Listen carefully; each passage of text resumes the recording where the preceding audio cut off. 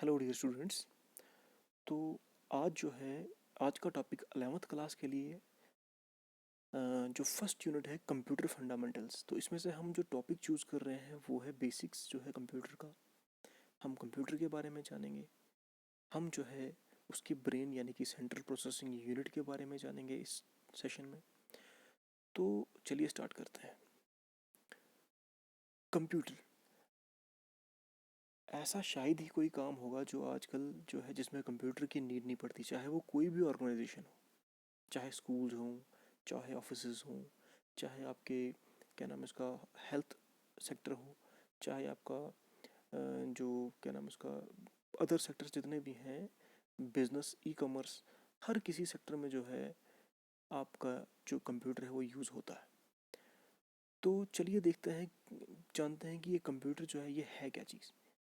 Computer जो है ये डिराइव हुआ है वर्ड कंप्यूट से। तो कंप्यूट का मतलब होता है टू कैलकुलेट।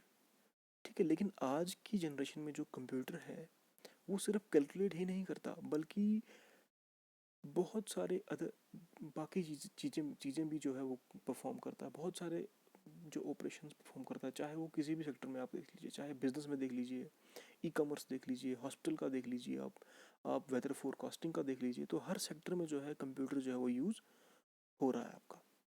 ठीक है, तो कंप्यूटर क्या है? कंप्यूटर एक इलेक्ट्रॉनिक डिवाइस है। ठीक है, जैसा कि सब जानते हैं कि कंप्यूटर एक इलेक्ट्रॉनिक डिवाइस है। ये करता क्या है? ये जो डाटा है उसकी प्रोसेसिंग करके आपको मीनिंगफुल फॉर्म यानी कि इंफॉर्मेशन आपको जो है प्रेजेंट करता है। ठीक है, तो computer is an electronic device that processes raw data into meaningful form, that is called as information.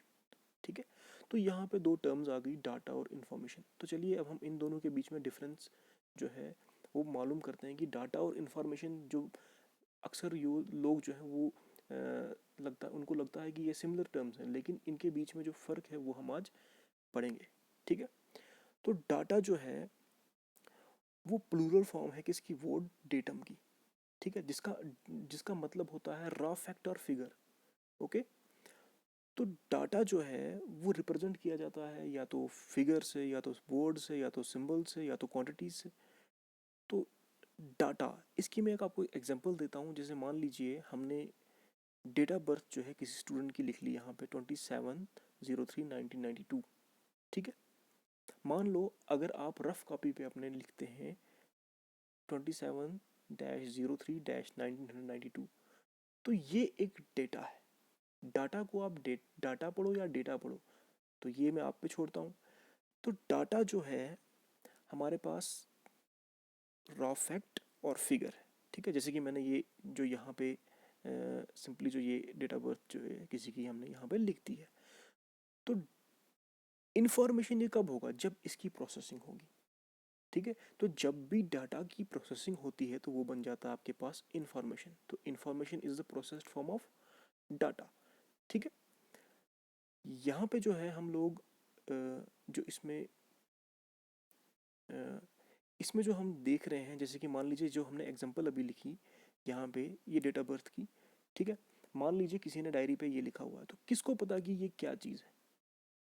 ठीक है, जब तक नहीं इस जो ये डेट ऑफ बर्थ है इसको किसी पर्टिकुलर लैंग्वेज में लिखा जाएगा, पेन पेंसिल की मदद से, या इलेक्ट्रॉनिक वे में, या मैनुअल वे में। ठीक है, जब हम इसको प्रोसेस करेंगे तो तब ये आपके लिए बन जाएगी इन्फॉर्मेशन। ठीक है, जैसे कि मैंने यहाँ पे लिखा हुआ है 27/03/1992 is the date of birth of student of class 12th, name XYZ, bearing roll number this 67। ठीक है, अब जो है कोई भी बच्चा इसको जब पढ़ेगा तो उसके लिए ये इजीली अंडरस्टैंडेबल है कि ये किसी स्टूडेंट की रोल नंबर 67, उसका नाम ये है, उसकी डेट ऑफ बर्थ है, तो यानी कि ये उसके लिए इन्फॉर्मेशन है। तो अब आप जो है अब आपको लग गया होगा पता कि इन्फॉर्मेशन और डेटा के बीच में क्या डिफरेंस है। ठीक है, तो चलिए डाटा प्रोसेसिंग के बारे में हम जानते हैं। डाटा प्रोसेसिंग यानी कि डेटा को हम कैसे प्रोसेस करते हैं जो कि हमें बाद में कोई मीनिंगफुल इंफॉर्मेशन देता है। तो डेटा प्रोसेसिंग जो आपकी यहाँ पे इन्होंने 3 मोड्स में लिखी हुई है। पहले ही मैनुअल। ठीक है, मैनुअल डाटा प्रोसेसिंग में हम सिंपली पेन पेपर का यूज़ करके जो है किसी लैंग्वेज में डेटा को लिखते हैं, रिप्रेजेंट करते हैं, फिगर्स को, फैक्ट्स को। ठीक है, तो वो जो है हमें एक इन्फॉर्मेशन दे देता है। ये आ गई मैनुअल डाटा प्रोसेसिंग। दूसरी डाटा प्रोसेसिंग आ गई मैकेनिकल डाटा प्रोसेसिंग। इसमें जो है आपने देखा होगा एक ज़माने में जो है टाइप राइटर यूज़ होता था, ठीक है। आज के ज़माने में बहुत कम जगहों पे वो टाइप राइटर यूज़ होता है, ठीक है। तो टाइप राइटर एक मैकेनिकल डिवाइस है, तो जो डाटा को प्रोसेस करके जो है आपके सामने इन्फॉर्मेशन दे देता है, चाहे वो आपको प्रिंटेड फॉर्म में इन्फॉर्मेशन मिलती है, ठीक है। तो वो आ गई मैकेनिकल डाटा प्रोसेसिंग। आजकल की जो जनरेशन है उसमें डाटा प्रोसेसिंग जो है वो इलेक्ट्रॉनिक वे में होती है, ठीक है। तो इलेक्ट्रॉनिक डाटा प्रोसेसिंग जो है वो होती है with the use of computers, printers etcetera, ठीक है। इन सब चीज़ों से जो है डाटा जो है वो इलेक्ट्रॉनिक वे में प्रोसेस होता है। तो ये आ गई इलेक्ट्रॉनिक डाटा प्रोसेसिंग, ठीक है। तो इसके बाद हम देखते हैं हमारा जो कंप्यूटर डिवाइस है, इसके हम पढ़ेंगे इसके जो कंपोनेंट्स हैं क्या क्या हैं, इसकी जो क्या नाम है उसका, इनको हम बोलेंगे ऑर्गेनाइजेशन ऑफ, जो बेसिक ऑर्गेनाइजेशन है किसकी, कंप्यूटर सिस्टम की, वो क्या है। देखिए हमारे पास यहाँ पे इनपुट यूनिट आता है, आउटपुट यूनिट आता है, स्टोरेज यूनिट आता है, और आपका सेंट्रल प्रोसेसिंग यूनिट आता है, जिसके बारे में हम आगे भी पढ़ेंगे। सेंट्रल प्रोसेसिंग यूनिट, सीपीयू जो है वो ब्रेन ऑफ कंप्यूटर हम इसको बोलते हैं, ठीक है। तो चलिए हम सबसे पहले बेसिक ऑर्गेनाइजेशन पढ़ लें कंप्यूटर की। तो कंप्यूटर सिस्टम की बेसिक ऑर्गेनाइजेशन कुछ इस तरह से जो आपको ये फिगर दिख रही है, ठीक है। इसमें जो बताया गया है, कोई भी डाटा एज ए इनपुट आता है, ठीक है। डाटा जब एज ए इनपुट आ गया तो उसको इनपुट यूनिट जो है वो डील करता है। इनपुट यूनिट से यहाँ पे जो कंट्रोल इसका है सेंट्रल प्रोसेसिंग यूनिट में है, ठीक है। ये जो आपका सेंट्रल प्रोसेसिंग यूनिट है, ठीक है। तो सेंट्रल प्रोसेसिंग यूनिट से जो है आगे साथ में स्टोरेज यूनिट जुड़ा हुआ है। तो डाटा जो है वो आया, वो प्रोसेस हुआ, वो चला गया या तो आपके पास स्टोरेज यूनिट में, या तो उसका आउटपुट आपको मिल जाता है, ठीक है। तो यानी कि ये हमारे पास बेसिक जो है वो कंपोनेंट्स हैं, या बेसिक जो है ऑर्गेनाइजेशन है किसकी, कंप्यूटर सिस्टम की, जिसमें कि प्रोग्राम आता है। प्रोग्राम या डाटा जो हम एज ए इनपुट लेते हैं, या तो वो स्टोर होगा, या तो उसका प्रोसेसिंग होगा, फिर से या तो वो स्टोर होगा और उसका आउटपुट मिलेगा, या तो उसका डायरेक्ट यहाँ से हमारे पास आउटपुट मिल जाएगा एज ए रिजल्ट, जिसको हम इंफॉर्मेशन बोलेंगे, ठीक है। तो ये था आपके पास basic organisation of computer system. चलिए आगे। अब कंप्यूटर जब भी हम बोलते हैं उसके अंदर जो हमने बात की सीपीयू की, जिसको हम ब्रेन ऑफ कंप्यूटर बोलते हैं, सेंट्रल प्रोसेसिंग यूनिट, तो मैक्सिमम आप, मुझे लगता है ये आपका सीपीयू है ना। ऐसा लगता है ना सबको, ऐसा ये आपका सीपीयू है, लेकिन नहीं, फैक्ट ये नहीं है, ये आपका सीपीयू नहीं है। इसको हम बोलेंगे सीपीयू कैबिनेट। क्या बोलेंगे, सीपीयू कैबिनेट। तो कैबिनेट, जैसे कि आपने देखा होगा कैबिनेट मिनिस्टर्स, है ना, वो ग्रुप ऑफ मिनिस्टर्स होते हैं। कोई एक मिनिस्टर नहीं होता उसमें, उसमें आपका हेल्थ मिनिस्टर होता है, एजुकेशन मिनिस्टर होता है, बाकी अलग अलग डिपार्टमेंट्स के जो है मिनिस्टर्स उसमें होते हैं, ठीक है। तो वैसे ही जो आपका सीपीयू की कैबिनेट है, इसके अंदर भी बहुत सारे पार्ट्स हैं। उसमें एक हिस्सा जो है वो सेंट्रल प्रोसेसिंग यूनिट है। मैंने एक फिगर जो है वो डाउनलोड की है, देखिए आप पहले भी। ये फिगर जो है इसमें,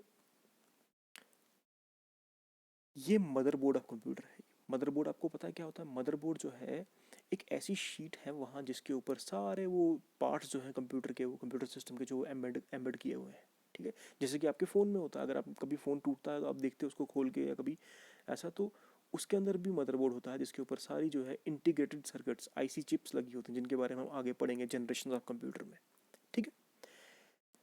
इस मदरबोर्ड के ऊपर बहुत सारे पार्ट्स हैं, ठीक है। जैसे कि ये जो स्लॉट्स हैं यहाँ पे, ये रैम के स्लॉट्स हैं, रैंडम एक्सेस मेमोरी, जो हम आगे पढ़ेंगे, ठीक है। मेमोरी यूनिट में हम पढ़ेंगे इसको। वैसे ही सेंट्रल प्रोसेसिंग यूनिट सिर्फ इतना सा हिस्सा है।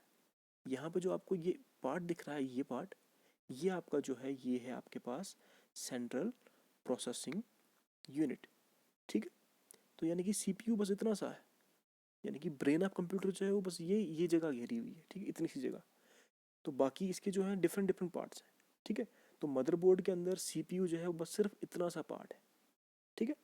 तो यानी कि ये जो है, जिसको हम पहले कहते थे, ये जब कभी भी हम बच्चे को पूछते हैं सीपीयू कहाँ है, वो बच्चा उंगली करके दिखाता है ये, बट ये जो है ये सीपीयू नहीं है, ये कैबिनेट है। तो आज से जो है आप इसकी टर्मिनोलॉजी जो है वो चेंज करेंगे, इसको सीपीयू नहीं बोलेंगे, आप इसको बोलोगे cabinet, this is cabinet, okay.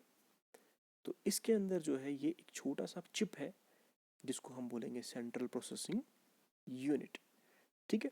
तो सीपीयू जो है उसको हम बोलते हैं ब्रेन ऑफ कंप्यूटर, ठीक है। तो सीपीयू के अंदर दो पार्ट्स में डिवाइड किया, एक कंट्रोल यूनिट और दूसरा arithmetic logic unit, ALU, CU for control unit and ALU for arithmetic logic unit. तो इन दोनों को कंबाइन करके हम सेंट्रल प्रोसेसिंग यूनिट कहते हैं। ठीक है, ALU जो है वो आपका अर्थमेटिकल और लॉजिकल ऑपरेशंस डील करता है।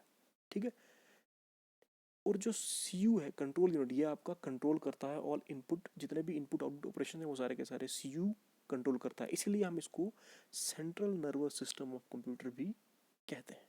ठीक है, तो आज आपने पढ़ा कंप्यूटर के बारे में, कंप्यूटर क्या होता है, उसकी हमने बेसिक ऑर्गेनाइजेशन पढ़ी, उसके बाद हमने पढ़ा उसमें CPU के बारे में।